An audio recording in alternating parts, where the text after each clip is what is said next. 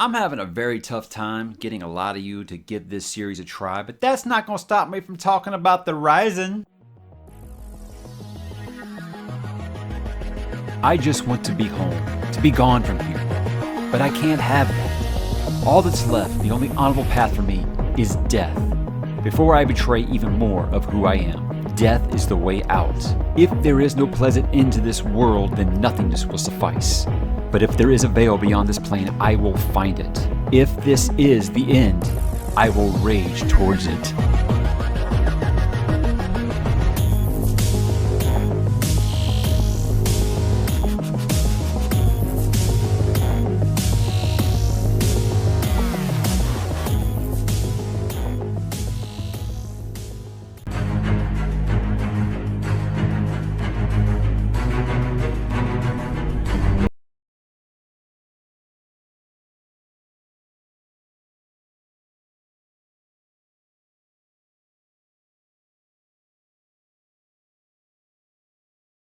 Hey, what's up, bookworms and howlers? We are back once again to talk about Red Rising, and more specifically, the final book in the original trilogy, Morning Star by Pierce Brown.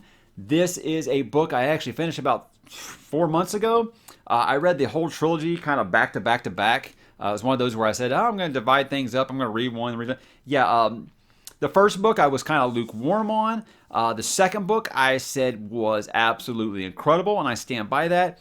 In the third book, how was it? Well, we're going to talk about it now. Even though it is a little rusty, so I might leave some things out here. I'm currently still working my way through the series. I'm in the most recent book, Dark Age. I absolutely love the series. Like I said, the first book I'm still kind of iffy on. I actually think now it would be better in a reread. So maybe I'll do that one day. It's not a difficult read by any stretch. So it seems like these books get longer as the series goes along, and they get way more grimdark, and that's something that I'm a big fan of. So without getting ahead of myself here, let's talk about Morning Star. Now, if you didn't watch my first two videos, I really don't know what you're doing here for this one now, but I'm glad you are, because I would love to talk about this series more on the channel. I just feel like it doesn't really get a ton of traffic, but you know what? I don't care. There's some things I'm going to talk like. I know that Stephen King doesn't get a lot of traffic. Basically, Witcher, Wheel of Time get all of my traffic on the channel. I get that. But there are other series I want to talk about, namely Stephen King. Red Rising is definitely a big one. I've just started doing Dresden Files, so I'm going to be talking about that quite a bit more going forward. So just trying to branch out, and I hope you guys can branch out with me.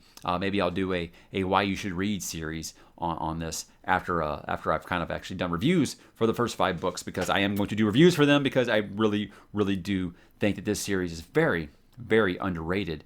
And I think something that kind of holds it back is people see these covers and they kind of assume that it's YA. I assumed that they were YA. I talked about that in that Red Rising video, the original Red Rising video.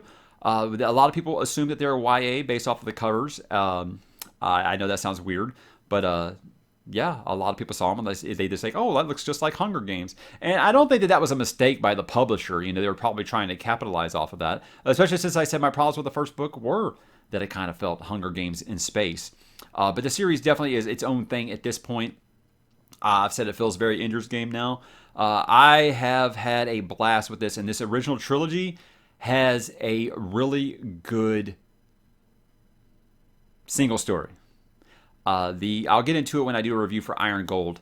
I won't talk about too much here, but what I'm talking about with this one, if this was an ending to a trilogy, it is very, very well done. Is it as good as Golden Sun? No, I don't think that's possible. I've said that Golden Sun might be my favorite science fiction book I've read since Ender's Game. I did that video right here in case you missed it. Very, very great book.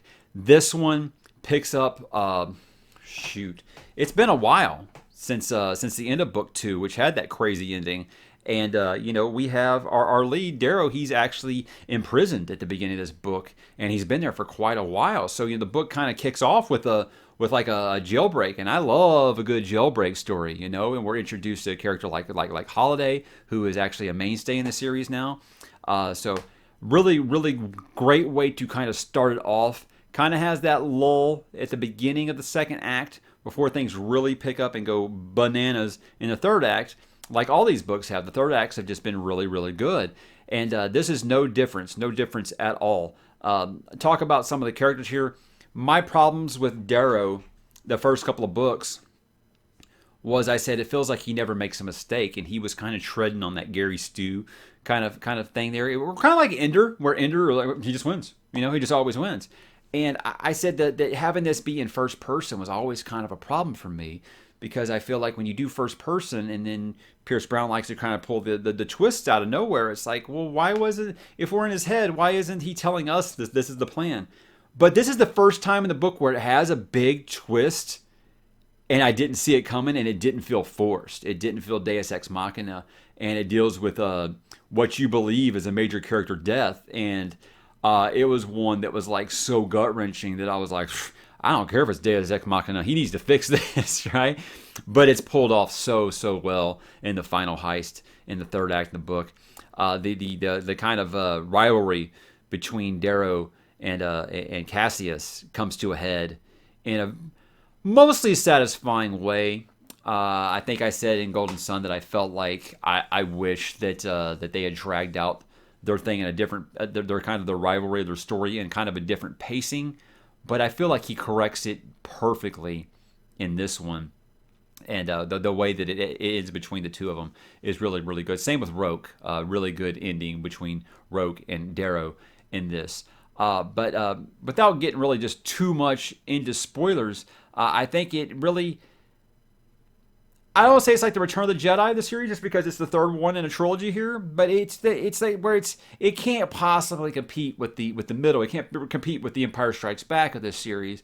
But it's very, very good, and there's no Ewoks, so it's already better than that. There's never a point in this book where I'm wanting to put it down, and I think that's just that Pierce Brown is becoming a better writer with each one of these books. He's becoming a better writer. He's telling better stories. He's making less, like I said, Gary Stu and Deus Ex Machina stuff. Yes, it does always still feel like Darrow always wins, or he's always the smartest person in the room, but it doesn't feel forced. It doesn't feel like a Star Wars Rey kind of thing, where she just never makes a mistake. It doesn't feel like that. No, Darrow makes mistakes. I mean, he starts this book as a prisoner, so obviously he makes some mistakes, and he takes some beatings. But I feel like every loose thread in this, with him and Virginia, with him and Roke, and with him and Severo, and him and there's stuff with Victra in here. And you know what? The thing with Victra. And I know that a lot of the Red Rising fandom thinks I'm weird for this. Victra has a kind of a romance in this book that kind of went against what I was thinking. Reading Golden Sun, I kept being like, I don't see why Darrow's all into Virginia. I'm like, Victra is a much, much more better match for Darrow. Very much so. And I was kind of pulling for those two kids. I'll just spoil there. That doesn't happen. But the match she ends up with is kind of surprising, but I kind of love it at the same time. So there's that.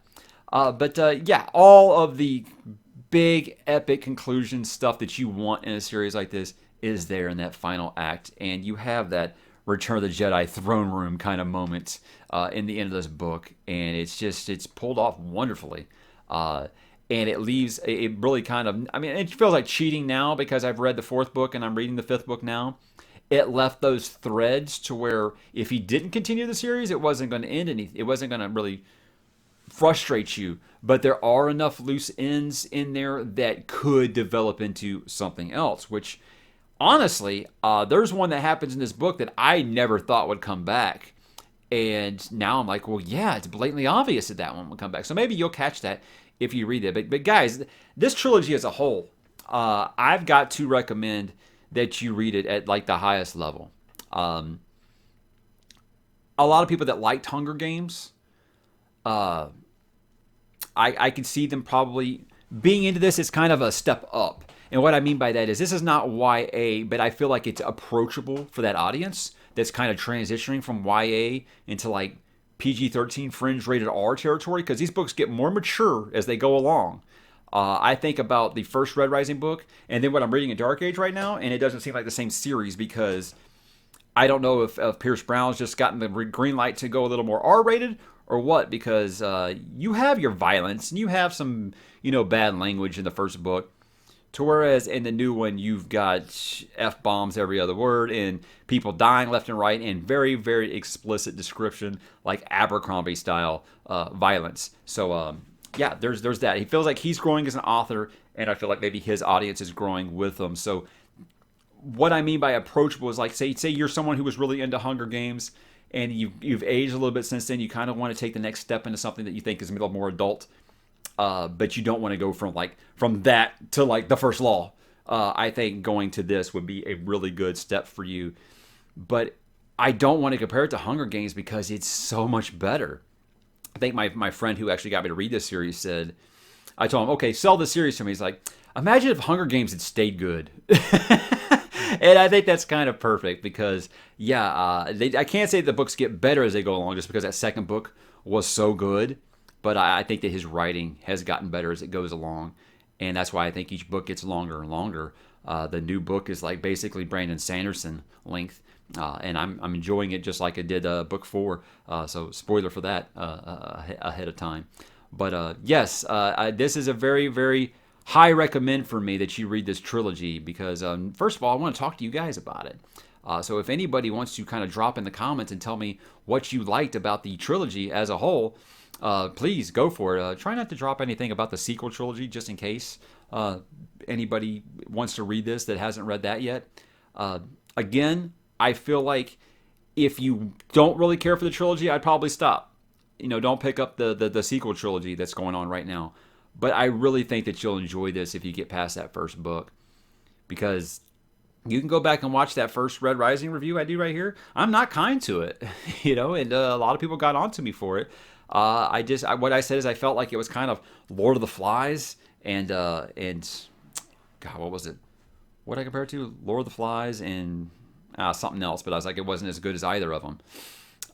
But it just feels like a completely different series at this point, and it's just so fantastic. And I think that you really just have to get into accepting the different families and understanding where they're from and the different references, because he doesn't spoon feed you with a lot of this thing. Hell, a lot of the terminology he doesn't explain to you at all. You're supposed to accept that that's the way that the future is, and you've just got to accept it. And that's cool. That's cool. I don't need every single thing explained to me. And it just kind of kicks it up to 11 in this book. And leading into the new trilogy, where it's just like, okay, you're either in or out at this point, so yeah, we're just going to kind of go with it. But guys, yes, very high recommend. Please check out this trilogy. Please talk to me in the comments about this. I want to do more Red Rising videos. I want to actually maybe do spoiler videos and talk to you guys about things, about theories, about characters, about holy shit moments, because there's a lot of holy shit moments.